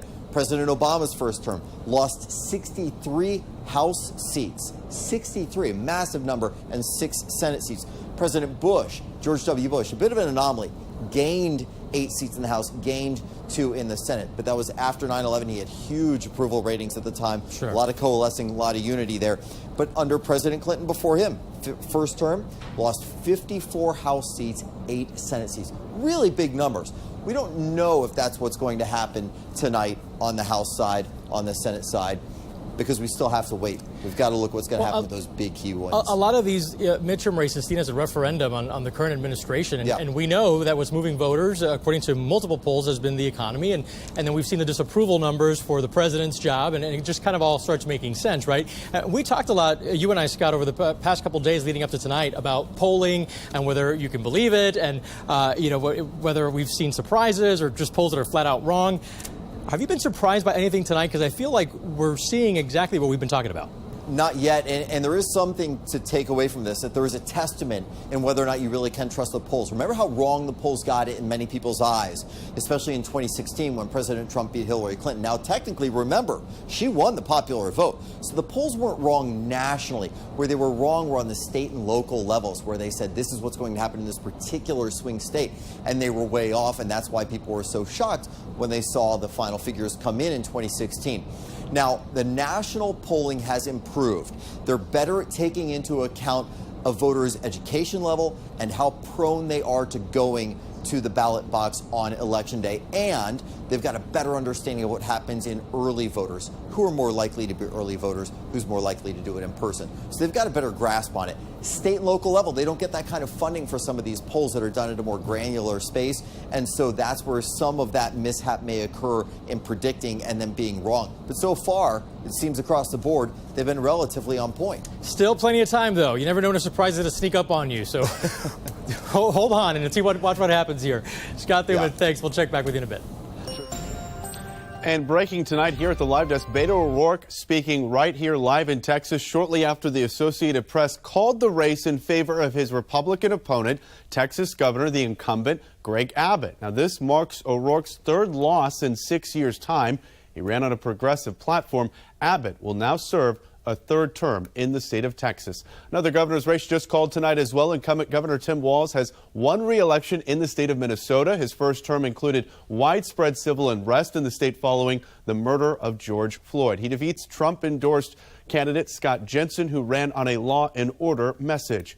Voters also electing governors across 36 states nationwide tonight, impacting several hot-button issues like abortion and gun rights, and new results just coming into the Live Desk from Pennsylvania as well. Take a look at these latest numbers here. Democrat Attorney General Josh Shapiro off in the lead here. He continues his lead tonight over Trump-endorsed Republican Doug Mastriano. With 72% of the vote in tonight, Shapiro is leading 54% to 43%. We're also keeping a close eye in the state of New York. Recent polling showed Republican Congressman Lee Zeldin closing in recent days on Governor Kathy Hochul. But you see here tonight, she holds a lead 55% to 44% against Lee Zeldin. And in one of the tightest gubernatorial races in the country tonight, that's happening in Nevada. Governor Steve Sisolak facing off against Republican and Clark County Sheriff Joe Lombardo. Still no results just yet to report tonight out of Nevada, and it is important to note President Biden narrowly winning Nevada back in 2020. And as we wait for election results tonight to find out what's next, we are already getting a breakdown of how politicians did on the campaign trail, the messages and the strategies that worked and resonated with voters, and of course those that did not. The National Desk's Christine Frizzell has that story. Hello, Maryland. President Biden on a blue state blitz. Hello, New York. Spending the final weeks leading up to Election Day campaigning largely with Democrats expected to win by large margins. President Biden is going where President Biden could be helpful to turn out Democratic votes in places that tend to like President Biden. Those rare stops in swing states, mostly with his former boss, President Obama. And that's for a good reason, says Professor Peter Loge. Elect John Fetterman to the Senate, please. President Biden's approval rating coming in at 39%, according to this week's Reuters Ipsos poll. Political analysts say top issues Democrats have been running on, like abortion rights and threats to democracy, are a little more abstract than Republicans' top priorities, the economy and crime, which most people feel every day. And there's simply history to contend with. The president's party loses seats in the House in midterm elections. That's almost as close to a truism as you're going to get in American politics. Both President Obama in 2010 and President Trump in 2018 made far more midterm campaign stops. And while some crucial seats flipped from Democrat to Republicans in the Senate, like in Missouri and Indiana in 2018, and Republicans held control of the Senate, Democrats made enormous gains and took control of the House that year. Most polls showing a similar flip this time around. It's about deploying the right messenger with the right message to the right audience in the right medium at the right time. And Trump is good at getting angry people angry to marching them to the polls. President Biden, that's not really his forte. I'm Christine Frizzell reporting for the National Desk. Take you out live now to Ohio, where the Republican J.D. Vance, declared by the Associated Press as the winner of the much-watched U.S. Senate race in Ohio, is now speaking. Let's listen in. My uncle, aren't you glad that he won? That would have been a terrible ride home, right? That's what we're thinking here in the Vance family. We're staying on top of the important stuff. I could not have done this. Could not have won this race. Could not have had what we have here tonight. I mean, look. The governor and the lieutenant governor crushed it. Every other statewide office crushed it. I'm so grateful to Mike DeWine and John Houston. I'm so grateful to Bob Paduchik for helping us cobble together a unified Republican team. And we won big, ladies and gentlemen. What an incredible thing. Oh, my Lord. And I got to say, of course, I had so much fun going around campaigning with all the statewide officials. I had so much incredible experiences getting to meet people all across the state of Ohio. But thank you to the Ohio Republican Party. We just got a chance to govern. We just got a great chance to govern, and we need to use it. And I promise to all of my friends who are going to be at the State House, to all of my friends who are going to be at the state capitol, we need better leadership in Washington, D.C., and that's exactly what I promise to fight for every single day.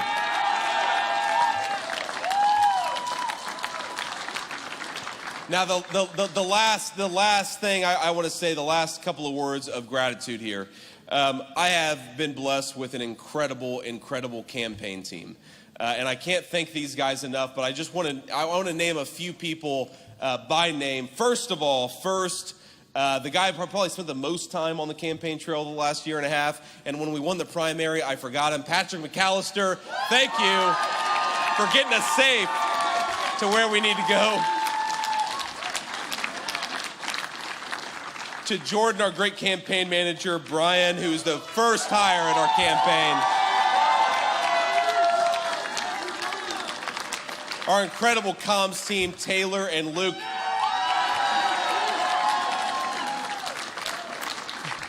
And you guys may have noticed that the national media was very interested in our race. So Taylor and Luke had their hands full. You have been listening and watching now U.S. Senator-elect J.D. Vance, the Trump-backed Republican, giving a bit of a victory speech there tonight. A big win for him. That race called by the Associated Press. Meantime, in Oregon, polls closed there in just the last hour. Incumbent Democrat Senator Ron Wyden faces Republican challenger Jo Ray Perkins as Democratic control of Congress is on the line right now. The National Desk Genevieve Rayam joins us now from Portland with details of that race. What are things looking like there?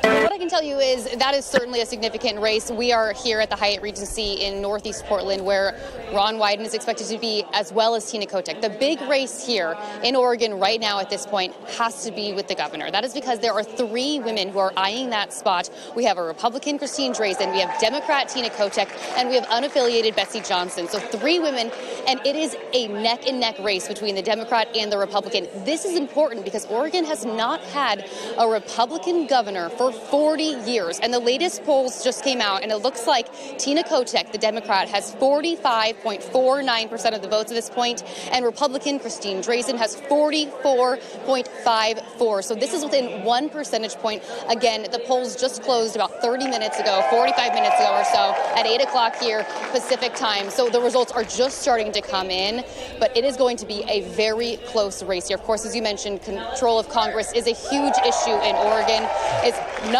It's on top of mind for voters here as they see who wins those key races. Of course, Ron Wyden's race is one of them. Last I checked, Ron Wyden was in the lead, but I can tell you, I've been here at Tina Kotek's campaign for hours now. I just got done talking with the vice chair of the Democratic Party of Oregon, and she told me she's nervous.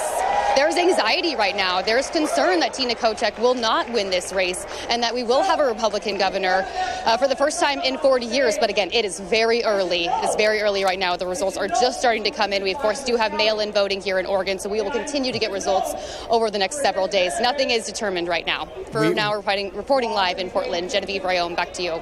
Genevieve, thanks so much. We continue to follow key races in Georgia as well, including the battle in a rematch for governor. Dee Dee Gatton joining us now with what was on voters' minds as they headed to the polls today. Dee Dee. Eugene, Georgia Republican Governor Brian Kemp and Democratic challenger Stacey Abrams facing off in a rematch of the state's last governor's race. Many from different backgrounds came out and they had a say on who gets elected. It is critical to me because I'm an educator. And like I said, I've served 18 years as an educator. Now I'm at the district level. So what she is trying to do right now for educators will really help us. And we all know that educators are underpaid. I think the employment right now in Georgia, it concerns me. Because I see a lot of people not working. I see, when I just from personal experience, going into restaurants, going into grocery stores, going wherever I'm going, I see a lack of employment. And so I think that's a big issue that we need to solve. And of course, we will also continue to closely watch Georgia's Senate race, Eugene. There is a third-party candidate. If no candidate wins at least 50% of the vote, the race could go to a runoff in December. And breaking tonight, speaking of the state of Georgia, the high-profile governor's race in Georgia has officially been called. Stacey Abrams calling to concede to incumbent Brian Kemp. We'll have the latest details coming up on the other side of this break.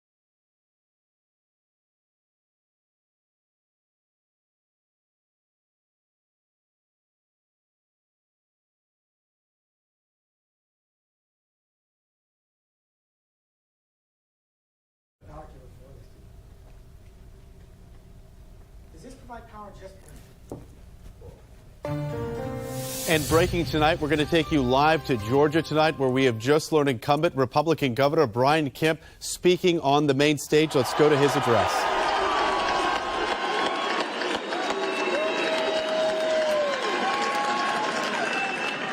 The people in this room and hardworking Georgians all across our state know these last 4 years have not been easy. Because of a global pandemic, loved ones were lost, jobs were cut, businesses struggled, and lives were uprooted.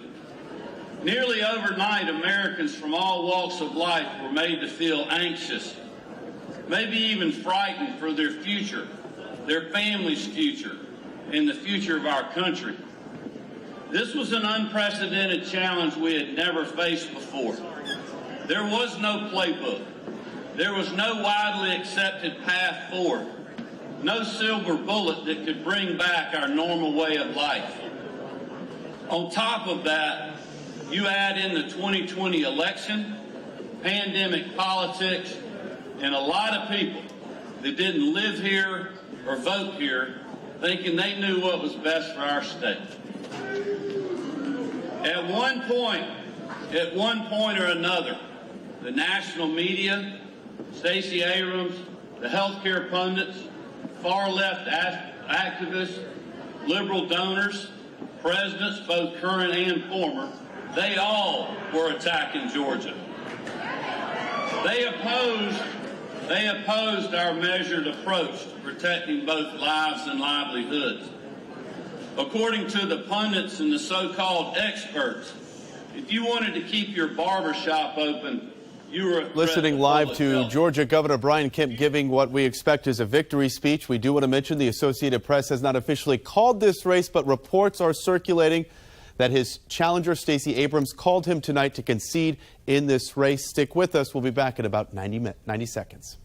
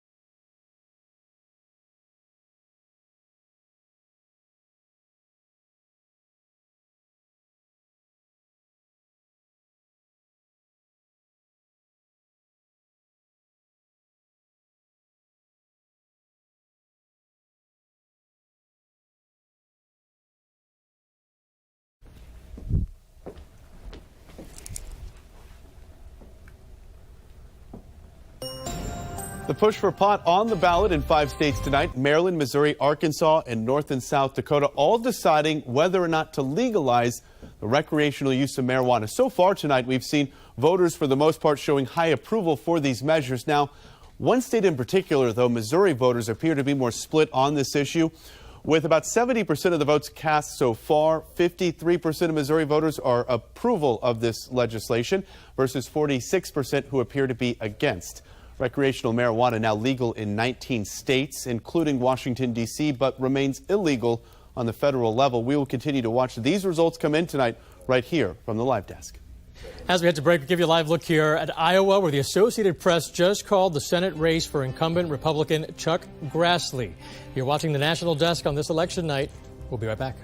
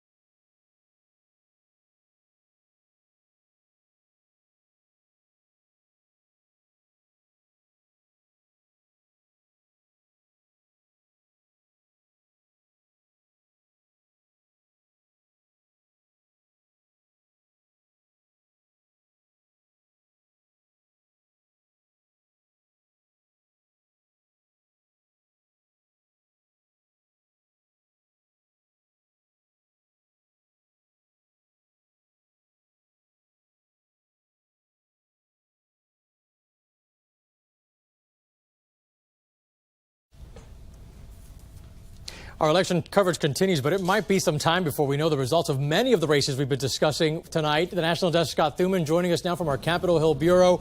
The election night per se is coming to an end, a few minutes away from midnight. What are your closing thoughts here as this continues for days, perhaps? My closing thought, Eugene, is brew an extra pot of coffee.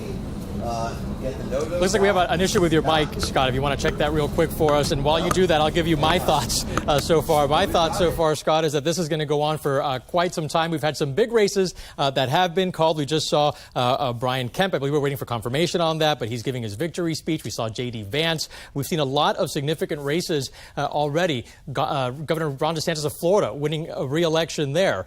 So we're seeing what we've been talking about for many days now. Americans voting with economy on their mind. And also, this red wave starts to be appearing before our eyes. We'll see how the rest of the races turn out tonight. Do we have Scott? Are we going back to Scott? We do not have Scott. Eugene, you got me now? We got you now. All right. Hey, we're running out of time here, but I'd love your final thoughts because you've been following this. I mean, we've been talking about this for weeks now. Yeah. What are you thinking? Well, I was saying that you need to brew an extra pot of coffee and get the no-nos out because this election is going to continue, which actually is a testament to what we thought, that this was going to be close. There were going to be a lot of tight races. Look at the balance of power here in the House. Democrats 112, Republicans 161. Go over to the Senate. We are seeing some movement over here. 45-44. What's going on, you ask? Okay, well, we've got some declarations. You obviously have Democrats taking Oregon, as we talked about earlier. Republicans got Iowa. But what is still outstanding that's going to take all the attention now? Georgia, Wisconsin, Pennsylvania. Go out west, Nevada, Arizona, still undecided. They probably won't be decided for quite some time. A lot of people voting. A lot of precincts were packed, even though polls are closed almost everywhere now across the country. These states are the tipping points for that balance of power. And those states, Scott, I'm sorry to cut you off, but we've got to wrap it up here. Those states specifically, Georgia, Pennsylvania, I mean, we've been talking about this. We knew this was going to play out like this, and here we're seeing it happen that way. Scott Thuman, thank you for your help tonight. That's going to wrap it for us tonight. The conversation picks up online and on air tomorrow morning, starting at 6 a.m. I'm sure you'll have some more results to look at then. Now we leave you with one last look at America's news and weather now where you live. Good night. Hi, everyone. I'm meteorologist Charlie Lopresti with a look at the Northeast. We have clear skies and cool conditions out there tonight. The same areas that had temperatures in the 60s 2 nights ago for overnight lows will be in the 20s and 30s for lows tonight. But a nice rebound on Wednesday. A lot of sunshine. We have lighter winds. Temperatures will be in the upper 40s and low 50s. A few spots in New Jersey and parts in New York will be in the upper 50s. Now, if that's too cool for you, wait until Thursday. Notice 60s returning with a lot of sun. I'm meteorologist Jonathan Myers, and here's a look at the Mid-Atlantic region. It's going to be mainly clear and chilly overnight into early on Wednesday. Temperatures settling well down into the 30s to right around 40. Some of the outlying areas are going to need to do some scraping in the morning as well. Otherwise, again, that clear and crisp pattern continues for the midweek before late in the week and early into the weekend, potentially watching some of the remnant impacts from Nicole as it moves toward Florida and eventually up the East Coast. That's the scene here. Hi, I'm meteorologist Marshall McPeak. We have a little bit of a low pressure center up in the upper Great Lakes dragging a cold front through the area, so that's likely to give you a few showers in Minneapolis, the low down to around 47. But high pressure from South Bend down into Lexington, so clear skies and temperatures in the 40s. The rain becomes a little more widespread, and where cold air is settling in, you'll end up with some snow showers up near Bismarck. Des Moines, 72 degrees, but Bismarck only 31. Good evening, everyone. Meteorologist Kristen Clark tracking the weather makers across the west. Still a potent storm is moving into the central Rockies, and while the snow's winding down for the Sierra Nevada mountain range in California, it begins to shift into the Intermountain West and the Rockies. Gusty winds, too, as cold high pressure does begin to settle into the Pacific Northwest. So travel impacts likely, especially for the higher terrain. And let's look at the weather from here. Hi, meteorologist Chris Suchet. Look at our forecast across the region here on this election day. We've had a warm and a humid day with scattered clouds mixed with the sunshine, a couple of showers in southeastern Texas. We head into Wednesday's forecast. It starts mild, 60s and even some low 70s. The afternoon, mostly to partly sunny, another warm day. Changes, though, arriving Thursday. Cold front ready to move across Oklahoma, the Texas Panhandle, with a drop in temperatures. That'll swing south through Friday with a chance for some rain. I'm meteorologist Vitas Reed. Here's a look at your southeast overnight temperatures. A little bit cool in the upper 40s, Nashville, 54 Raleigh, jacket weather, definitely. 53 in Birmingham, still in those 70s down in southern portions of Florida. As we continue to head into Wednesday, it looks like we're going to see those temperatures in those mid-upper 60s, and it looks like we'll see those 70s to the south of us going to continue to track Nicole, as it is forecast to potentially become a Category 1 hurricane making landfall along the Florida coastline.